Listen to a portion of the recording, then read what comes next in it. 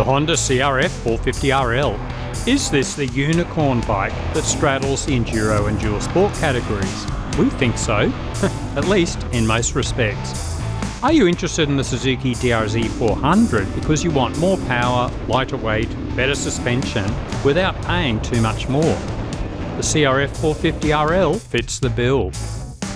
Are you thinking of a road legal enduro bike, but you want it to be cheaper, lower seat height, softer suspension, more reliable, and have better road manners? The Honda could be just what you need. It really does fit in between the enduro and dual sport categories in almost every respect: weight, price, suspension, seat height, and horsepower. A quick history. The CRF450X began in 2005 as a cheap, reliable off-road bike. It was a detuned version of the CRF450R with an electric start, wide ratio gearbox, softer suspension, and an 18-inch rear wheel. We rode a Chinese copy a few years ago.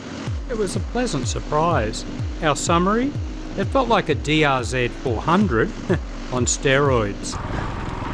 In 2018, the road legal version started with the CRF450L. A sixth gear was added, stronger subframe, larger oil capacity, heavier crank, a rubber dampened rear sprocket, and the engine was detuned further. It was well priced in the USA and its popularity continued. Unfortunately, it was priced way too high in Australia, sales were poor, and it was discontinued. In 2020, the name was changed to the CRF450RL. We suspect this was to indicate it shares a lot of characteristics with the Motocross R model. If so, it was a good idea. Unlike the rest of Honda's L models, this 450 has a lot in common with the motocross and cross-country racing 450s. The main changes for the RL: a set of handguards as standard and upgraded ECU and fuel injection settings. The good news for Aussies, it has returned and at a much better price. Currently, 13,700 Australian dollars right away. So, what's it like to ride? We gathered lots of opinions from various riders over a 3-week period for a well-rounded review. Let's start with road riding. It feels much more refined than your usual enduro bike. It's quiet. It's more than just the exhaust. Honda have used specially lined plastic engine covers to reduce engine noise. And the swing arm is filled with polyurethane to dampen noise and vibration. The wide ratio 6-speed gearbox keeps the revs low at highway speeds. The rear sprocket is rubber lined to reduce noise. Some have incorrectly assumed this was a cush drive hub. It isn't. The handling and suspension work really well. The soft suspension of a DRZ 400 can result in a wallowing feel with aggressive road riding and nose diving under brakes. Compared to enduro bikes, the extra weight of the CRF450RL works well for road riding with a wet weight of 132 kilograms or 291 pounds.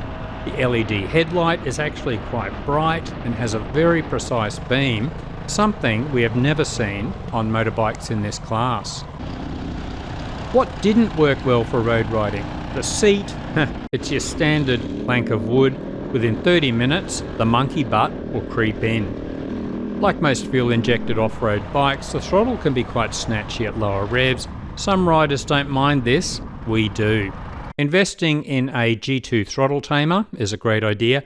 I fitted this to an FE570 years ago. It transforms the throttle response.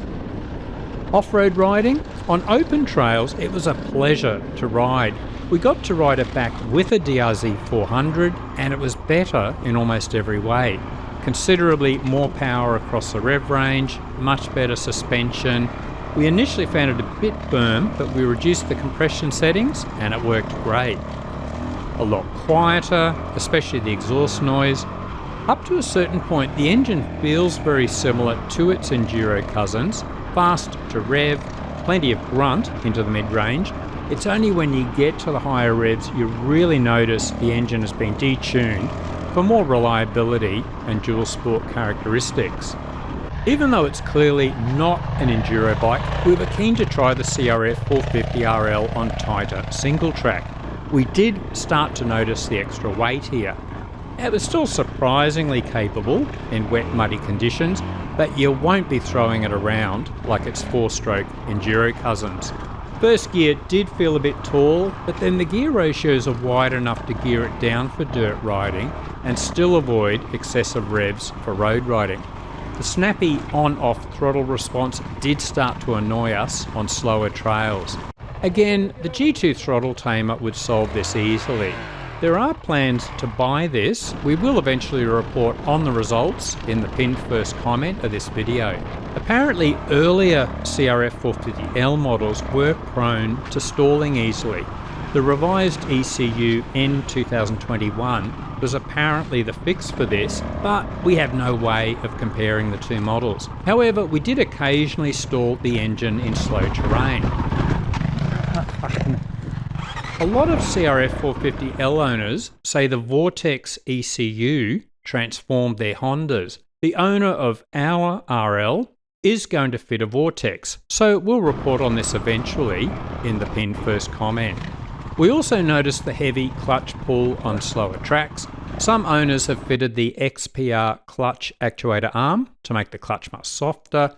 Others use the do-it-yourself approach and do this modification. Adventure riding. Would the CRF450RL be a good lightweight adventure bike with suitable mods? There is a lot of potential for sure.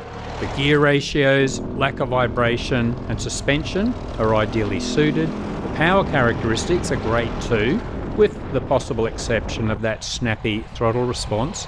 It's quiet and behaves well on the road. And there's the usual Honda reliability, which is very reassuring when you're miles from anywhere. However, you will definitely need a more comfortable seat. Shorter riders may find the 940mm seat height a bit too much. The fuel tank is only 2 US gallons or 7.6 litres, disappointingly small for a dual sport bike. The oil capacity is quite small with 1.1 litre oil changes. Honda specifies oil changes every 1,000 kilometres or 600 miles, which many regard as overkill. Some owners are extending their oil change intervals by at least 50% based on engine oil analysis. But it's a shame Honda did not significantly increase the oil capacity. Will the CRF450RL suit you? If you are looking for that hybrid blend of enduro and dual sport, it's a great option. And with various mods, you can extend its range of abilities in the direction of your choice. As always, we are keen to hear your opinions if you have owned or ridden this Honda. Any favourite modifications? Let us know, we'll put them in the pinned first comment.